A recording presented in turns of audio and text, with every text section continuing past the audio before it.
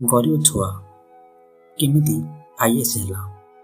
ରାତି 12ଟା, ପୁରା ସହର ଶୋଇଛି, କିନ୍ତୁ ଏକ ଛୋଟ ପିଲା ଷ୍ଟ୍ରିଟ୍ ଲାଇଟ୍ ତଳେ ବସି ପଢ଼ୁଛି। ତା ଘରେ ବିଦ୍ୟୁତ୍ ସଂଯୋଗ ବି ନାହିଁ, କିନ୍ତୁ ତାର ସ୍ୱପ୍ନ ଆଇଏଏସ୍ ହେବା।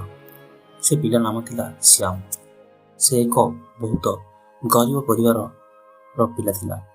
ତାର ବାପା ପ୍ରତିଦିନ ମଜୁରୀ କାମ କରୁଥିଲା ଓ ମା ଘରେ କାମ କରି କିଛି ପଇସା ରୋଜଗାର କରୁଥିଲେ।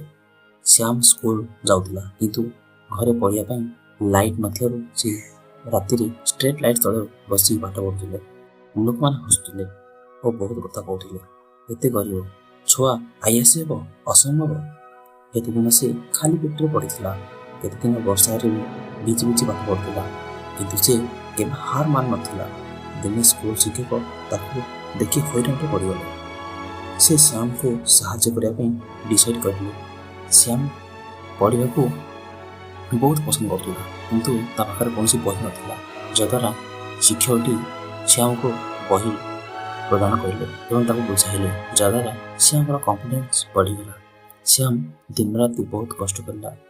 ନା ତା ପାଖରେ ଥିଲା ସୋସିଆଲ ମିଡ଼ିଆ, ନା ତା ପାଖରେ ଥିଲା ମୋବାଇଲ, କେବଳ ଗୋଟିଏ ଲକ୍ଷ୍ୟ ରଖିଥିଲା, ଆଇଏଏସ୍ ହେବା। ଫାଇନାଲି ରିଜଲ୍ଟ ଆସିଗଲା। ଶ୍ୟାମ ଆଇଏଏସ୍ ଏକ୍ଜାମ୍ କ୍ଲିୟର କରିଦେଲା। ଶେଷରେ ଶ୍ୟାମ ଆଇଏଏସ୍ ହୋଇଗଲା। ସେଦିନ ଯାହାକୁ ଦେଖି ଲୋକମାନେ ହସୁଥିଲେ, ସେ ଲୋକମାନେ ଆଜି ତାକୁ ଦେଖି ତାଳି ମାରୁଛନ୍ତି ଏବଂ ସମ୍ମାନ ଜଣାଉଛନ୍ତି। ମାଙ୍କ ଆଖିରେ ଲୁହ, କିନ୍ତୁ ଏହା ଦୁଃଖର ନୁହେଁ, ଗର୍ବର ଲୁହ ଥିଲା। ଯଦି ତୁମେ ଗରିବ, ଯଦି ତୁମ ପାଖରେ ଧୈର୍ଯ୍ୟ ନାହିଁ, ତାମାନେ ଏହା ନୁହେଁ ତୁମେ ସକ୍ସେସ୍ ହୋଇପାରିବ ନାହିଁ।